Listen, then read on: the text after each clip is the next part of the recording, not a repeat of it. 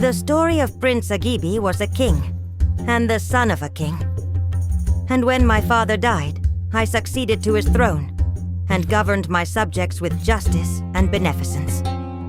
I took pleasure in sea voyages, and my capital was on the shore of an extensive sea interspersed with fortified and garrisoned islands, which I desired, for my amusement, to visit.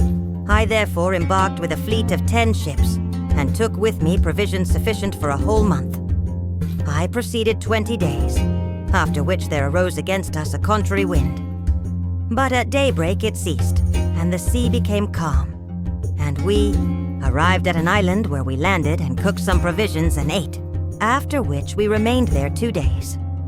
We then continued our voyage, and when 20 days more had passed, we found ourselves in strange waters, unknown to the captain, and desired the watch to look out from the masthead. So he went aloft, and when he had come down, he said to the captain, "I saw on my right hand fish floating upon the surface of the water, and looking toward the midst of the sea, I perceived something looming in the distance, sometimes black and sometimes white." When the captain heard this report of the watch, he threw his turban on the deck and plucked his beard, and said to those who were with him, "Receive warning of our destruction, which will befall all of us. Not one will escape." So saying, he began to weep, and all of us in like manner bewailed our lot. I desired him to inform us of that which the watch had seen. "O my lord," he replied, "know that we have wandered from our course since the commencement of the contrary wind that was followed in the morning by a calm, in consequence of which we remained stationary 2 days. From that period we have deviated from our course for 21 days, and we have no wind to carry us back from the fate which awaits us. After this day, tomorrow we shall arrive at a mountain of black stone, called Lodestone. The current is now bearing us violently toward it, and the ships will fall in pieces, and every nail in them will fly to the mountain and adhere to it. For God hath given to the lodestone a secret property by virtue of which everything of iron is attracted toward it. On that mountain is such a quantity of iron as no one knoweth but God, whose name be exalted. For from times of old great numbers of ships have been destroyed by the influence of that mountain. There is, upon the summit of the mountain, a cupola of brass supported by 10 columns, and upon the top of this is a horseman upon a horse of brass, having in his hand a brazen spear, and upon his breast suspended a tablet of lead, upon which are engraved mysterious names and talismans. And as long, O king, as this horseman remains upon the horse, so long will every ship that approaches be destroyed, with every person on board, and all the iron contained in it will cleave to the mountain. No one will be safe until the horseman shall have fallen from the horse." The captain then wept bitterly, and we felt assured that our destruction was inevitable, and every one of us bade adieu to his friend. On the following morning we drew near to the mountain. The current carried us toward it with violence, and when the ships were almost close to it, they fell asunder, and all the nails, and everything else that was of iron, flew from them toward the lodestone. It was near the close of day when the ships fell in pieces. Some of us were drowned, and some escaped, but the greater number were drowned, and of those who saved their lives, none know what became of the others. So stupefied were they by the waves and the boisterous wind. As for myself, God, whose name be exalted, spared me on account of the trouble and torment and affliction that he had predestined to befall me. I placed myself upon a plank, and the wind and waves cast it upon the mountain. And when I had landed, I found a practicable way to the summit, resembling steps cut in the rock. So I exclaimed, "In the name of God," and offered up a prayer, and attempted the ascent, holding fast by the notches. And presently God stilled the wind, so that I arrived in safety at the summit. Rejoicing greatly in my escape, I immediately entered the cupola, and performed prayers in gratitude to God for my preservation. after which I slept beneath the cupola and heard a voice saying to me, "O son of Kasib, when thou awakest, dig beneath thy feet, and thou wilt find a bow of brass and 3 arrows of lead, whereon are engraved talismans. Then take the bow and arrows and shoot at the horseman that is upon the top of the cupola, and relieve mankind from this great affliction. For when thou hast shot at the horseman, he will fall into the sea. The bow will also fall, and do thou bury it in its place. And as soon as thou hast done this, the sea will swell and rise until it attains the summit of the mountain. And there will appear upon it a boat bearing a man, different from him whom thou shalt have cast down, and he will come to thee, having an oar in his hand. Then do thou embark with him, but utter not the name of God, and he will convey thee in 10 days to a safe sea, where on thy arrival thou wilt find one who will take thee to thy city. All this shall be done if thou utter not the name of God." Awaking from my sleep, I sprang up and did as the voice had directed. I shot at the horseman, and he fell into the sea, and the bow having fallen from my hand, I buried it. The sea then became troubled and rose to the summit of the mountain. And when I had stood waiting there a little while, I beheld a boat in the midst of the sea, approaching me. I praised God, whose name be exalted. And when the boat came to me, I found in it a man of brass, with a tablet of lead upon his breast, engraven with names and talismans. Without uttering a word, I embarked in the boat, and the man rowed me 10 successive days, after which I beheld the islands of security. Whereupon, in the excess of my joy, I exclaimed, "There is no deity but God. God is most great." And as soon as I had done this, the man cast me out of the boat and sank in the sea, boat. And when the boat came to me, I found in it a man of brass, with a tablet of lead upon his breast, engraven with names and talismans.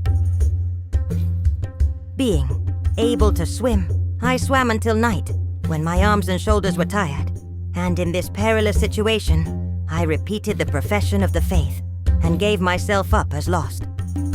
But the sea rose with the violence of the wind, and a wave like a vast castle threw me upon the land, in order to the accomplishment of the purpose of God. I ascended the shore, and after I had wrung out my clothes and spread them upon the ground, to dry, I slept. And in the morning I put on my clothes again, and looking about to see which way I should go, I found a tract covered with trees.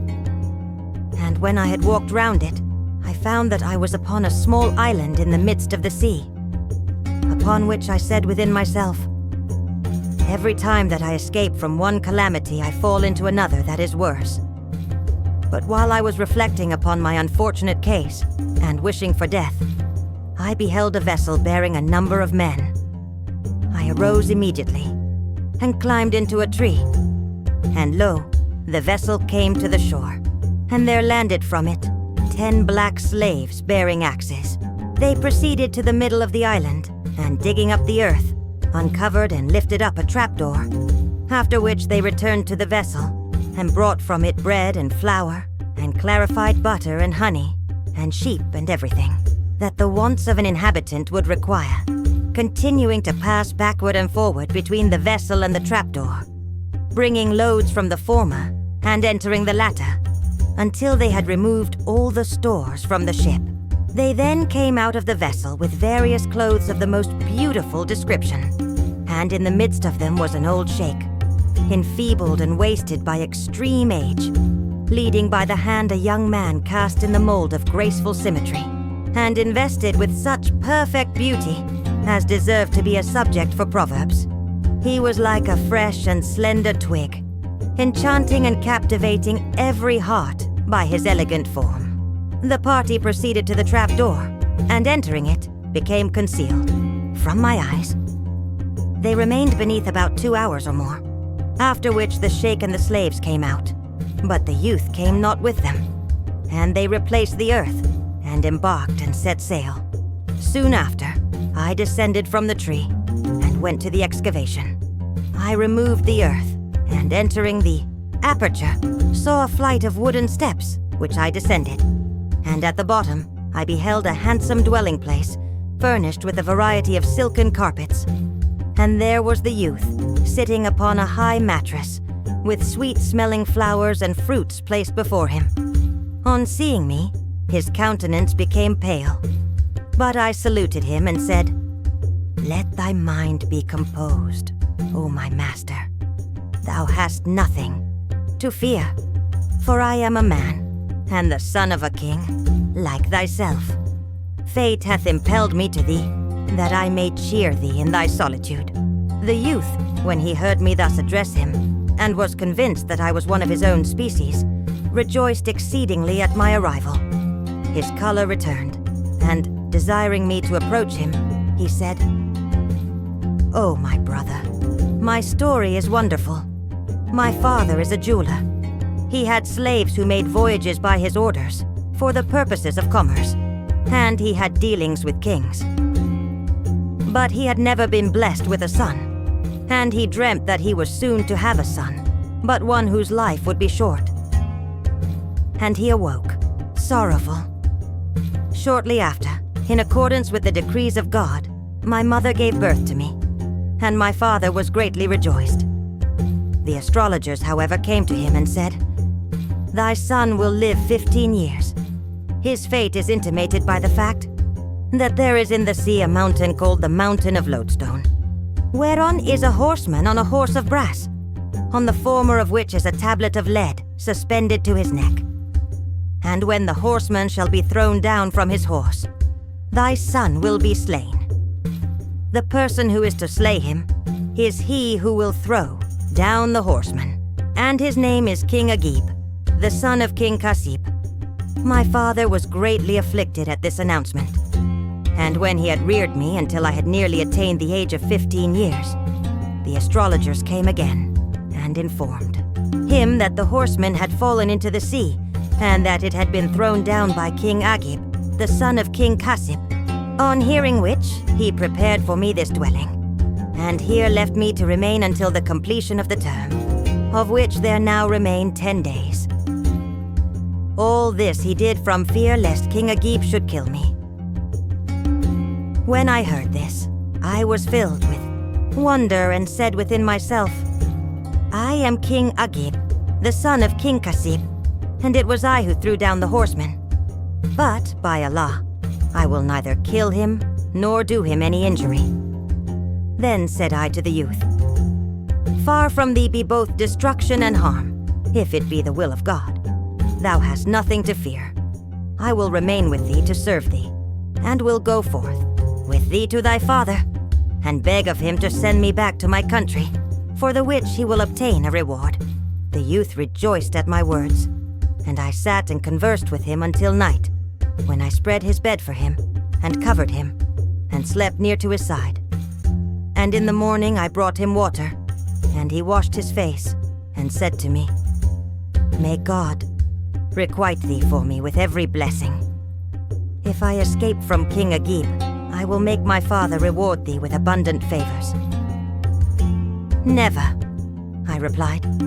"May the day arrive that would bring thee misfortune." I then placed before him some refreshments, and after we had eaten together, we passed the day conversing with the utmost cheerfulness. I continued to serve him for 9 days, and on the 10th day, the youth rejoiced at finding himself in safety, and said to me, "Oh, my brother, I wish that thou wouldst in thy kindness warm for me some water, that I may wash myself and change my clothes, for I have smelt the odor of escape from death in consequence of thy assistance." "With pleasure," I replied, and I arose and warmed the water, after which he entered a place concealed from my view, and having washed himself and changed his clothes, laid himself upon the mattress to rest after his bath. He then said to me, "Cut up for me, O my brother, a watermelon, and mix its juice with some sugar."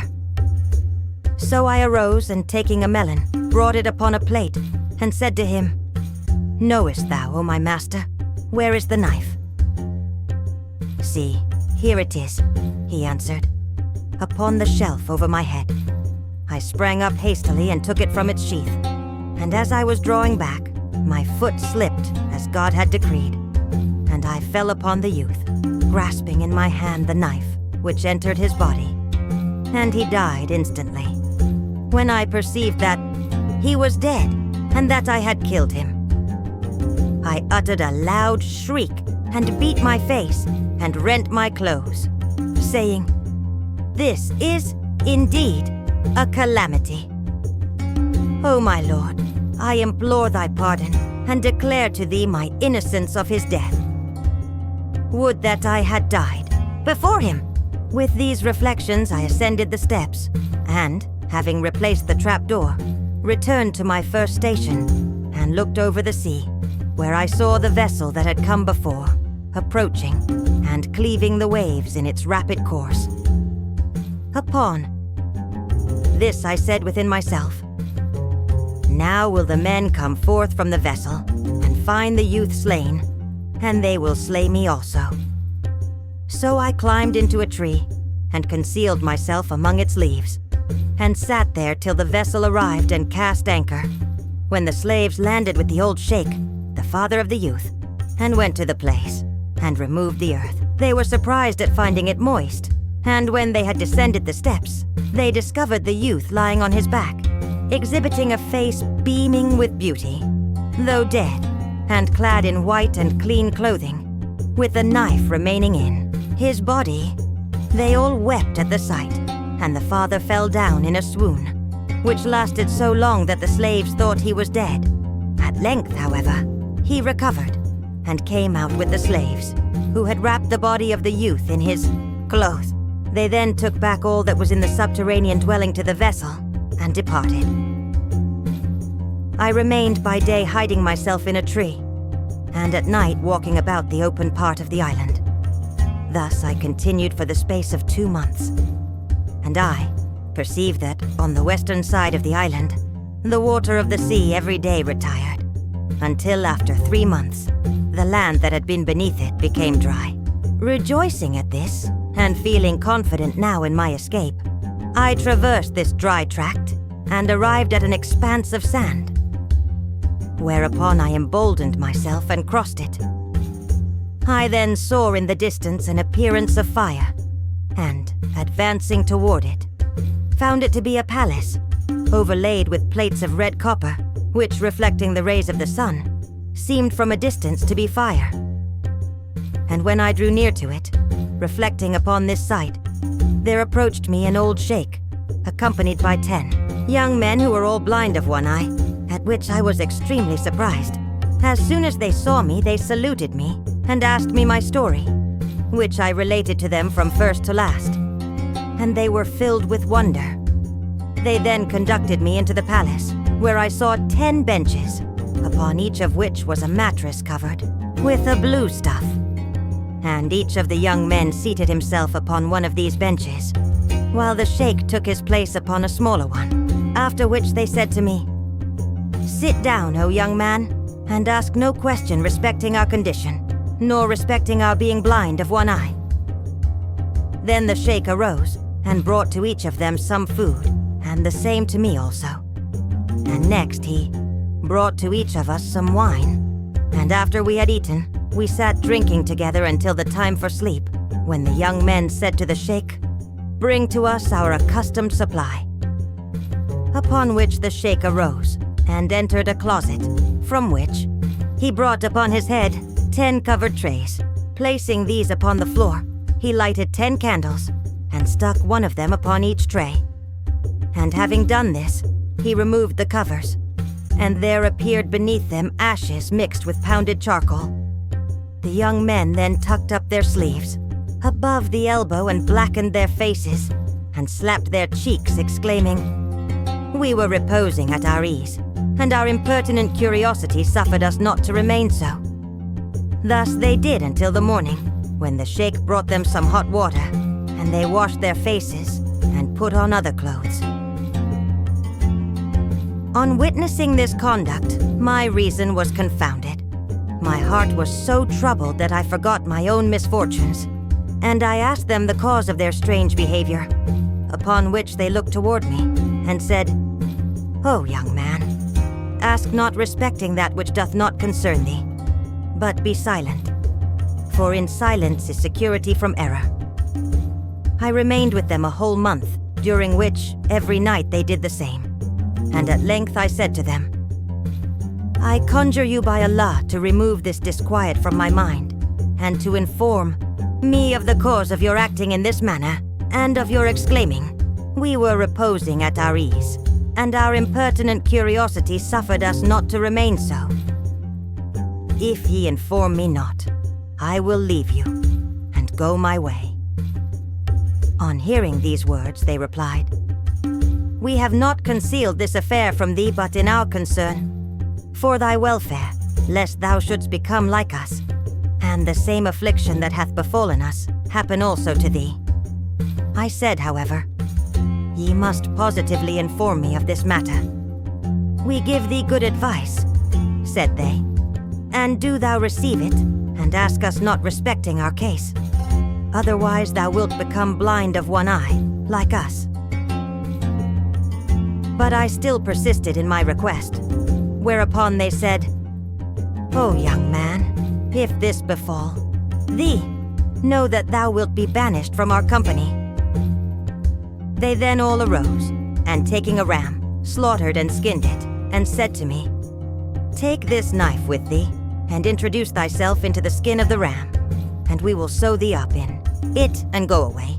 Whereupon a bird called the Roc will come to thee, and taking thee up by its talons, will fly away with thee, and set thee down upon a mountain. Then cut open the skin with this knife, and get out, and the bird will fly away. Thou must arise as soon as it hath gone, and journey for half a day, and thou wilt see before thee a lofty palace, encased with red gold, set with various precious stones, such as emeralds and rubies. And if thou enter it, thy case will be as ours. For our entrance into that palace was the cause of our being blind of one eye. And if one of us would relate to thee all that hath befallen him, his story would be too long for thee to hear." They then sewed me up in the skin, and entered their palace. And soon after there came an enormous white bird, which seized me and flew away with me, and set me down upon the mountain. Whereupon I cut open the skin, and got out. And the bird, as soon as it saw me, flew away.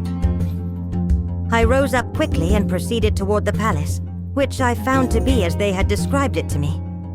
And when I had entered it, I beheld, at the upper end of a saloon, 40 young damsels, beautiful as so many moons, and magnificently attired, who as soon as they saw me, exclaimed, "Welcome, welcome, O our master and our lord.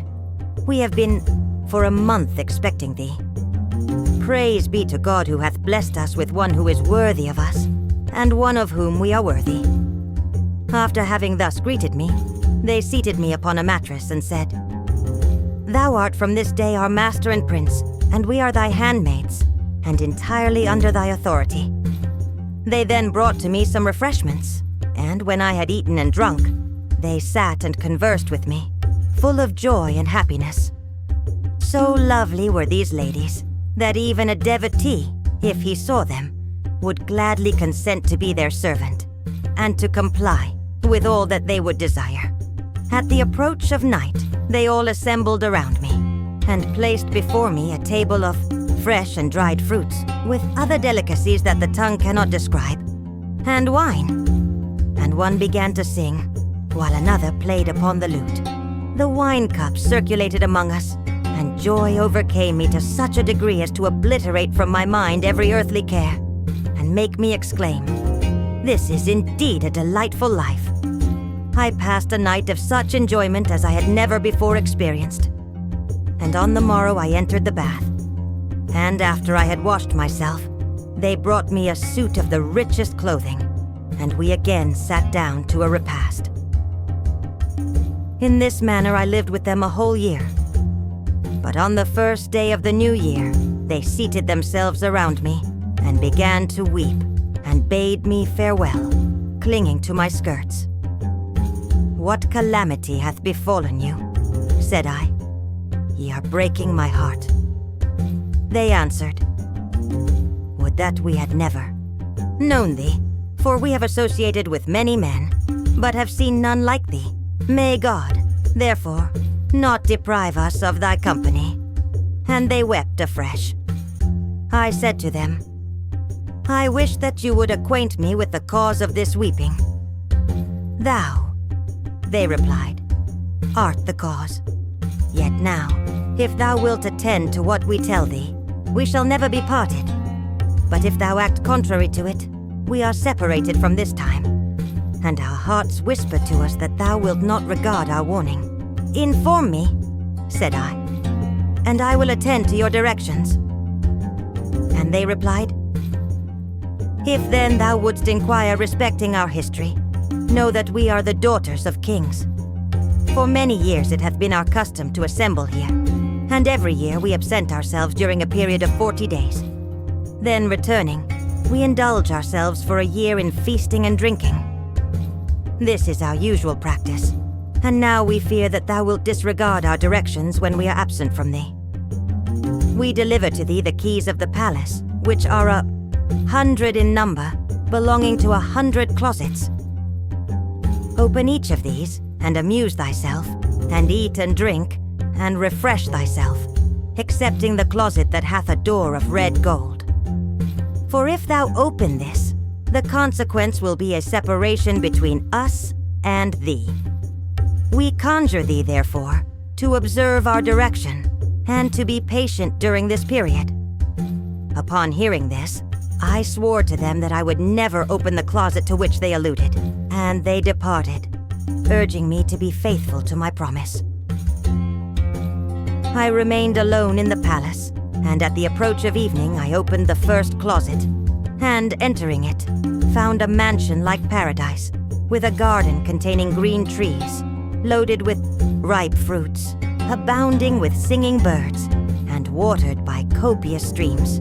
My heart was soothed by the sight, and I wandered among the trees, scenting the fragrance of the flowers, and listening to the warbling of the birds as they sang the praises of the One, the Almighty. After admiring the mingled colors of the apple resembling the hue upon the cheek of the beloved maid, and the sallow countenance of the perplexed and timid lover, the sweet-smelling quince diffusing an odor like musk and ambergris, and the plum shining as the ruby, I retired from this place, and having locked the door, opened that of the next closet, within which I beheld a spacious tract planted with numerous palm trees, and watered by a river flowing among rose trees, and jasmine, and marjoram, and eglantine, and narcissus, and gilliflower, the odors of which, diffused in every direction by the wind, inspired me with the utmost delight. I locked again the door of the second closet, and opened that of the third. Within this I found a large saloon, paved with marbles of various colors, and with costly minerals and precious gems, and containing cages constructed of sandal and aloes wood, with singing birds within them, and others upon the branches of trees, which were planted there. My heart was charmed, my trouble was dissipated, and I slept there until the morning. I then opened the door of the fourth closet, and within this door I found a great building in which were 40 closets with open doors. And entering these, I beheld pearls, and rubies, and chrysolites, and emeralds, and other precious jewels, such as the tongue cannot describe.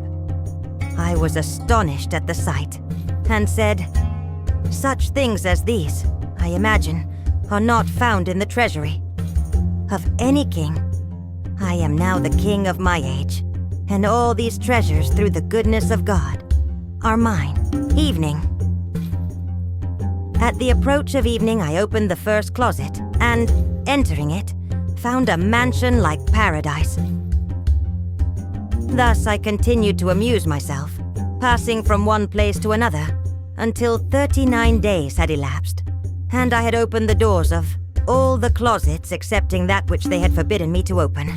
My heart was then disturbed by curiosity respecting this 100th closet, and the devil, in order to plunge me into misery, induced me to open it.